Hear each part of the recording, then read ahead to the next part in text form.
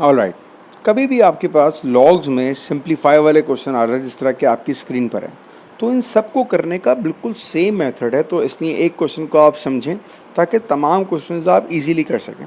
इनकी पहचान क्या है? इनकी पहचान ये है कि आपको सारे नंबर्स मिलेंगे और पावर्स में आपको नज़र आ रहे होंगे अल्फ़ाबेट्स। सही है ना?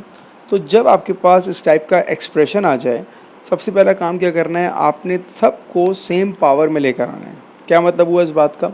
जैसे ये लिखा हुआ है 16 to the power x plus 1। अब 16 को अगर मैं 2 की फॉर्म में लेके जाऊँ तो 16 is what? 16 is 2 power 4 and x plus 1। तो अगर मैं पावर को मल्टीप्लाई कर दूँ तो ये हो जाएगा 2 to the power 4x plus 4। तो इसका मतलब ये हुआ कि 16 to the power x plus 1 basically बराबर है 2 पावर 4x प्लस 4 के। तो देखिए मैंने यहाँ पर 16 को ब्रेक कर दिया 2 की फॉर्म में। तो ऐसे मैंने सबके साथ करना है, तो यहाँ से क्वेश्चन को करना स्टार्ट करेंगे। ठीक है, तो 16 का मैंने बता दिया आपको, इसकी जगह आ जाएगा 2 to the power 4x plus 4। ठीक है, ये 16 हो गया, प्लस 20 अपनी जगह रहेगा। 4 क्या होता है? देखिए 4 की जगह मैं लिखूंगा जो भी इसका नंबर होगा और बाकी जो इसकी पावर 2x है वो एज इट इज़ आएगी। अब 4 is what? 4 is basically 2 to the power 2। ये आ गया हमारे पास 4। डिवाइड में आते हैं। डिवाइड में जहाँ 2 लिखा है वहाँ तो मैंने लिख दिया 2 as it is 2 power x minus 3 multiply by 8 to the power x plus 2। 8 क्या होता है हमारे पास? 8 इज़ 2 टू द पावर 3। तो जहाँ पर 8 था वहाँ 2 पावर 3 आ गया, वो 8 बन जाएगा।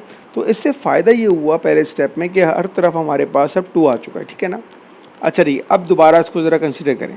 अगर 2 पावर 4x प्लस 4 लिखा है तो हमें मालूम है कि इंडाइसिस में अगर एडिशन हो रहा है इसका मतलब क्या हुआ कि पावर्स बेसिस आपस में मल्टीप्लाई हो रही हैं। तो ये किस फॉर्म में लिखा होगा? ये लिखा होगा 2 to the power 4x multiply by 2 to the power 4। अगर मैं इसको सॉल्व करूं तो ये क्या बन जाएगा? ये बन जाएगा 2 to the power 4x plus 4। ऐसे ही बन जाएगा। ऐसा क्यों? हमने ये पढ़ा है कि जब बेसिस हमारे पास मल्टीप्लाई हो रही होती हैं तो power need to be added. तो पावर्स अगर ऐड हो रही हैं इसका मतलब क्या हुआ कि बेसिस आर मल्टीप्लाइंग। ठीक है, ये बात समझ आ गई हमें। तो अब जहाँ पे 2 पावर 4x प्लस 4 लिखा है वहाँ मैं कह सकता हूँ 2 power 4x multiply by 2 to the power 4 plus 20। ये हो जाएगा आपके पास 2 टू द पावर 2 टू ज़ार 4x। डिवाइड में देखें, अच्छा इसी तरह अगर प्लस में हमारे पास मल्टीप्लाई हो रहा है तो डिवाइड में क्या हो जाएगा हमारे पास? डिवाइड में हमारे पास हो जाएगा सब डिवीजन। तो ये आएगा 2 to the power x divided by 2 to the power 3। ठीक है, और जो लास्ट हमारा ब्रैकेट बच गया जब हम इसको मल्टीप्लाई करेंगे तो ये आएगा 2 to the power 3x plus 3 to ज़ार 6। ये बना हमारा कंप्लीट सॉल्यूशन पहले पार्ट का। सही, अब आप ये देखें अब और क्या सिंप्लीफाई हो सकता है। तो ये 2 पावर 3x प्लस 6 को अगर मैं ब्रेक करूं, ये लिखा है 2 पावर 3x प्लस 6। इसका मतलब है ये बराबर होगा 2 power 3x multiply by 2 power 6। ऐसे ही है, तो मैं इसको ऐसे ही लेके चलते हैं अभी। तो ऊपर हमारे पास क्या है? 2 power 4x as it is है, 2 पावर 4 एज इट इज़ है, plus 20 multiply by 2 to the power 4x as it is चल रहा है। ठीक है, डिवाइड में ये आ रहेगा 2 power x divided by 2 power cube. तो इसको अभी एज इट इज़ छोड़ देते हैं और यहाँ पर हम करते हैं जो हमने स्टेप को लिखा हुआ है। ये हो जाएगा 2 पावर 3x प्लस का मतलब क्या हुआ? Multiply and 2 power 6। ये मतलब हुआ इस बात का।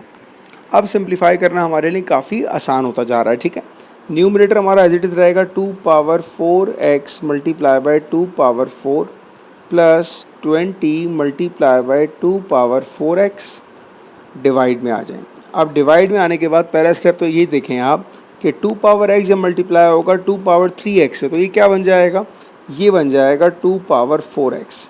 ठीक है, और दूसरी बात देखें, ये 2 पावर 6 और 2 पावर 3 ये आपस में डिवाइड हो रहे हैं।